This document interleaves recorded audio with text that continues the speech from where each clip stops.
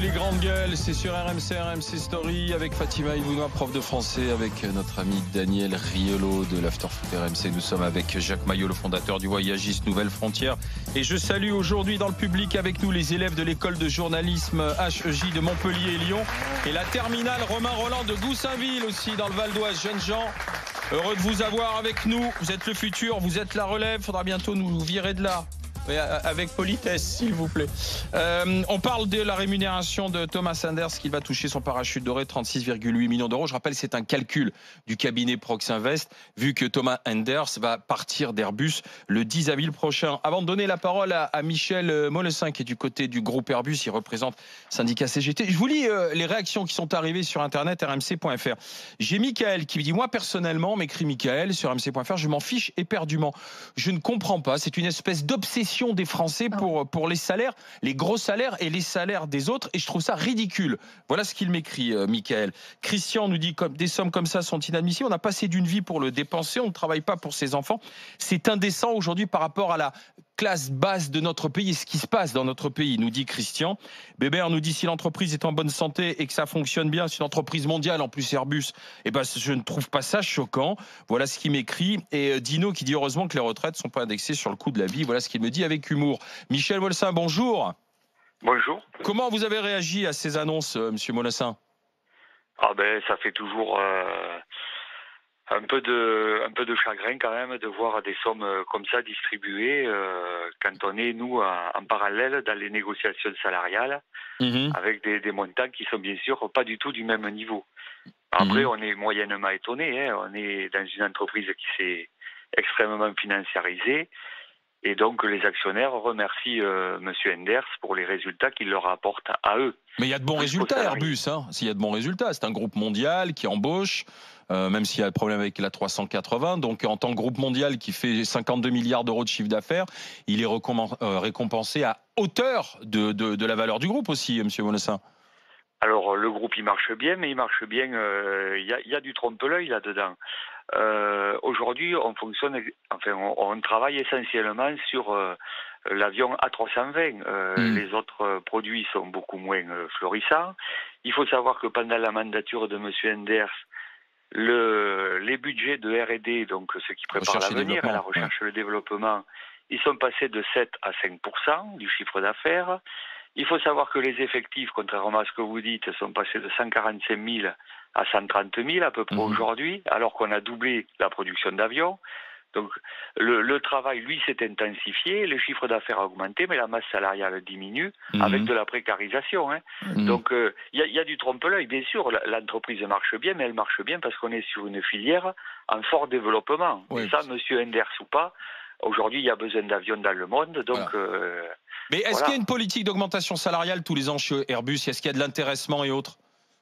Oui, bien sûr, tous les ans, il y a une politique salariale qui est négociée. Il y a aussi, en fonction des résultats, mais là, ça va, ça vient, parce qu'il y a des provisions importantes qui sont faites, notamment sur le programme A380 ou A400, il y a eu des provisions importantes, ce qui fait que les primes d'intéressement et de participation donc fluctuent au cours du temps. Mais oui, il y a bien sûr quand même de la rémunération qui revient aux salariés, mais bien sûr, absolument pas au niveau de ce qui revient aux actionnaires. Et je rappelle qu'en 9 ans, le dividende a augmenté de 650%. Je vous garantis que nos salaires, ils n'ont pas augmenté de 650%. Voilà, donc le problème, il est là. Merci, M. Molessin. Merci d'avoir été avec nous. Fatima Ibounoua. C'est surtout ça, parce que lorsqu'on parle des augmentations, parce que très souvent, on réduit ça à une guerre anti-riches. Mais c'est plus profond que ça. Parce que finalement, donc c'est la question des écarts. Et même dans la question de l'augmentation, quand on entend, on se dit, c'est normal que des patrons s'augmentent parce que leur société va bien. D'accord, c'est normal qu'on s'augmente, leur société va bien. Après, c'est le niveau d'augmentation. Quand je lis que pour PSA, Carlos Tavares s'augmentait de 14%, par rapport à 2017, je me dis, bon, pourquoi pas, ok. Mais c'est normal, il a eu de très bons résultats. Tavares, il a vraiment dressé PSA avec Gallois. C'est normal. Quand tu écoutes les syndicats, au prix aussi de la du personnel. C'est vrai, mais enfin, Tavares... Pourquoi pas 14% ? Mais quand je lis à côté une augmentation de... un passage de 2,7 millions à 22 millions. Non, de 1,7, pardon. Oui, 1,7 millions en 2017 jusqu'à 22 millions. Donc là, c'est vertigineux quand même. Et c'est qui ? C'est Monsieur Pinault. François-Henri, le fils. Oui, mais aujourd'hui, il a raison. Enfin, ce que dit M. Molessin. Et à côté de ça, on a des salariés qui. Pourquoi est-ce que ça. Attends, on n'a pas un président qui a théorisé le ruissellement il n'y a pas si longtemps, Jacques Maillot. C'est donc bien de dire que si tu veux, il faut que ça redescende jusqu'à la base. Il fallait demander à l'employé d'Airbus qui nous a appelé si l'indice de satisfaction des employés de cette entreprise est bon ou pas bon. Il a dit c'est en trompe-l'œil. C'est en trompe-l'œil les résultats d'Airbus. Et il a dit aussi que les actionnaires. Qu'il était satisfait en tant qu'employé de l'entreprise, quand même. Mais tu as entendu ce qu'il a dit, les augmentations pour l'actionnariat par rapport aux augmentations pour les salariés. Donc le ruissellement, tu vois, qui n'existe pas. Le ruissellement ne fonctionne pas. Il y a des études qui ont montré que le ruissellement ne fonctionnait pas. Ça ne fonctionne tellement pas, c'est tellement plus à la mode que même Emmanuel Macron n'utilise plus ce mot. Il a utilisé le mot des premiers de cordée. Avec cette idée, vous devez faire un effort actif. Parce que le ruissellement, on a l'impression que c'est systématique, que c'est passif comme ça. Ça ruisselle. Les riches sont plus riches, donc systématiquement, les pauvres seront plus riches. On a vu que ça ne fonctionnait pas. En plus, au-delà de ça, parce que c'est pas une question morale. Ça fonctionne quand même mieux que d'aller taper dans les poches de ceux qui ont, en pensant que ça va enrichir, en augmentant les impôts, en laissant à penser que ça va enrichir ceux qui ont moins. Parce que c'est pas non plus quelque chose. Il y a également des études, parce que les études économiques, elles viennent et se contredisent. Peu vont dire que c'est comme ça que ça va fonctionner et qu'on va s'en sortir. Mais en tout cas, ce qui m'intéresse, c'est par exemple les classes moyennes. Et par exemple, quand on parlait du tiers-monde, pendant longtemps, on disait le tiers-monde caractéristique, les riches sont plus riches et les pauvres plus pauvres. Et dans les pays qui fonctionnaient, il y avait cette classe moyenne. C'est très, très important, la classe moyenne. La classe moyenne, il faut la chérir. La grandeur d'un pays, c'est cette classe moyenne.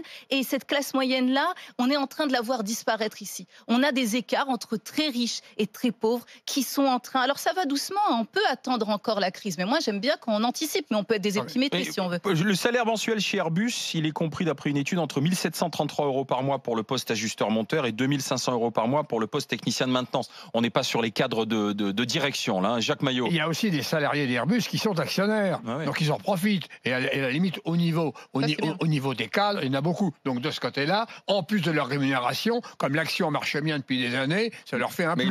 Il en parlait tout à l'heure, il parlait de primes d'intéressement. Oui, mais il n'a pas parlé d'actionnariat. Je sais pas, il y a l'intéressement, la participation et l'actionnariat en plus, faut quand même le souligner. Pourquoi est-ce que Airbus son siège est installé aux Pays-Bas? Pour des raisons fiscales. Pourquoi pour des raisons fiscales? Ce qu'on demande à Airbus, c'est d'être performant au niveau de la vente des avions. C'est pas une question de fiscalité. Pourquoi c'est ça? Le siège n'est pas en France ou le siège n'est pas en Allemagne? Parce que tout est fait pour améliorer la compétitivité et la productivité. Probablement que ça aide à concurrencer Boeing aussi, le fait d'avoir moins de charges. Ce qui concurrence Boeing, c'est de faire de meilleurs avions de Boeing. Mais ils de vendre plus d'avions de Boeing dans le monde entier. Malheureusement, est dans une mauvaise passe, dont Airbus va profiter. Effectivement. C'est excellent, Jacques. Non, c'est uniquement pour améliorer la compétitivité.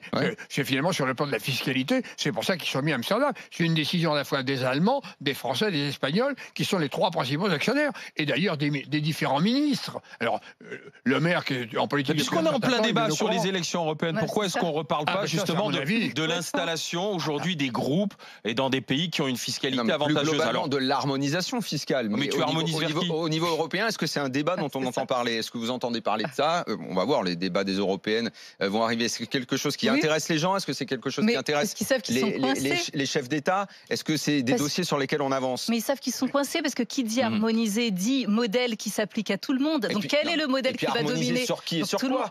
C'est ça. À quel niveau? Au niveau français? Au niveau des Pays-Bas?